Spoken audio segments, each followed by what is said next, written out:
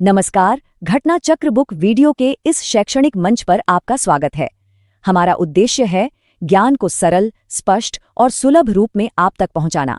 आइए आरंभ करते हैं अध्ययन और सफलता की इस यात्रा को। नमस्कार। भारत की धरती पर बहने वाली नदियां ये सिर्फ पानी की धाराएं तो है नहीं, बल्कि हमारी सभ्यता की जीवन रेखाएं हैं, है ना? आज हम ऐसी ही दो खास नदियों, केन और सोन की अनकही कहानी में उतरेंगे। चलिए उनके सदियों पुराने सफर को थोड़ा और करीब से जानते हैं। देखिए, हर नदी की अपनी एक पहचान होती है, अपना एक सफर और अपनी एक कहानी। ये कहानियां पहाड़ों से निकलकर मैदानों तक गूंजती हैं। ये सिर्फ पानी नहीं, बल्कि संस्कृतियों को सींचने वाली जीवन रेखाएं हैं। तो सवाल ये है कि केन और सोन की कहानी में आखिर कौन से राज छिपे हैं? आइए मिलकर पता लगाते हैं। तो हमारी कहानी की पहली नायिका है केन नदी।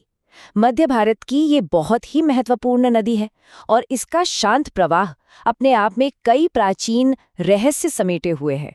तो चलिए इसके सफर की शुरुआत करते हैं। तो केन नदी के बारे में कुछ खास बातें जान लेते हैं। इसका सफर शुरू होता है मध्य प्रदेश की कैमूर पहाड़ियों से। और एक दिलचस्प बात, इसका एक पुराना नाम कर्णवती भी है। कौन जाने, शायद इसका कोई कनेक्शन महाभारत के पात्र कर्ण से रहा हो। और आखिर में अपना लंबा सफर पूरा करके ये उत्तर प्रदेश के बांदा जिले के पास भोजा नाम की जगह पर पवित्र यमुना नदी में मिल जाती है। चलिए अब रुख करते हैं हमारी कहानी की दूसरी प्रमुख नदी सोन की तरफ।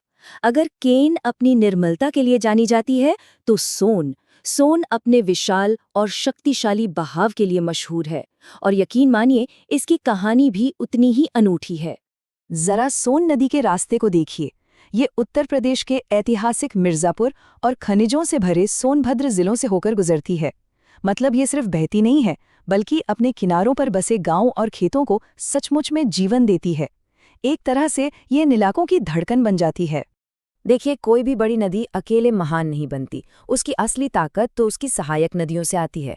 ये छोटी छोटी धाराएं आकर उसमें मिलती हैं और उसे विशाल बना देती हैं। सोन के मामले में भी ऐसा ही है। रिहंद, कन्हर और उत्तरी कोयल जैसी नदियां अपना पानी लाकर इसे एक विशाल नद में बदल देती हैं। ये सब मिलकर ही सोन के बहाव को शक्ति और विस्तार देते हैं। तो हमने केन और सोन के भौगोलिक सफर को तो समझ लिया, लेकिन नदियों की कहानी सिर्फ पहाड़ों और मैदानों तक ही तो सीमित नहीं होती, है ना? उनकी असली कहानी तो उन इंसानी बस्तियों में लिखी जाती है जो उनके किनारों पर बसती हैं।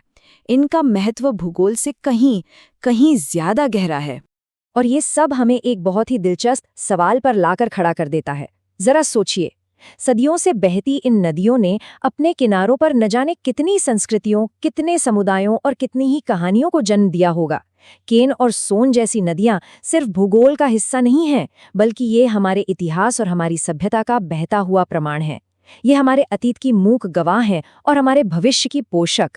अगली बार जब भी कोई नदी दिखे, तो उसे सिर्फ पानी की धारा नहीं, बल्कि एक जीती जागती कहानी समझिएगा। धन्यवाद।